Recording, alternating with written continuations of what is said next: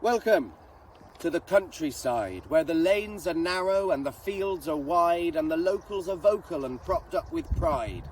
But the best folk, they don't mind you riding in from outside. Somerset in their ways, some are open to change, and like anywhere else here the natives have range. Far and wide we applied ourselves, my friends and me, to fight stereotypes that they give West Country folk like us. Let's discuss. We're not superfluous to requirements set in the capital. I'm not saying the challenges don't wobble our balance, but we find our own talents and we don't need no map at all.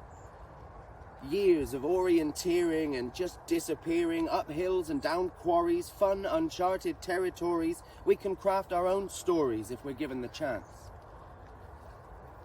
My childhood was blessed, but I couldn't wait to get out with bated breath and no doubt that my fate was far out of the cul-de-sacs and trodden tracks and gaps in the hedge.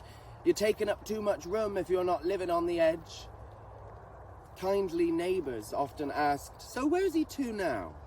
He's holed up in old London town and he ploughs on regardless of how hard it is on his ego. But what I ask myself now is, where did the real me go? He moved to the big smoke to earn some applause, lost himself in the fog that the traffic does cause, a fog that descended and perched on my brow and stopped me believing I was achieving somehow.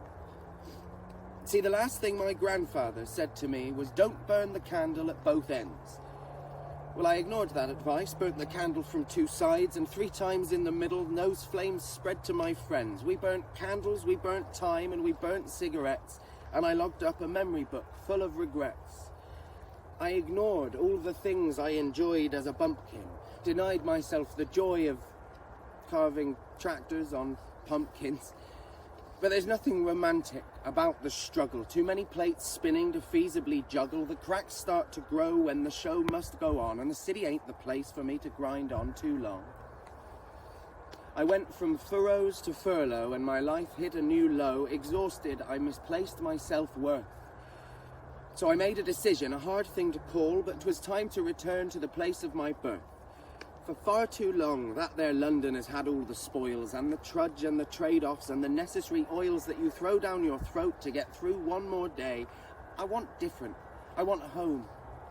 And I'm thinking I'll stay.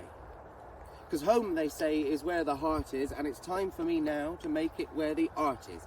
So I'm back in the village in which I was born. I've got grey hairs, psoriasis, and a touch of forlorn.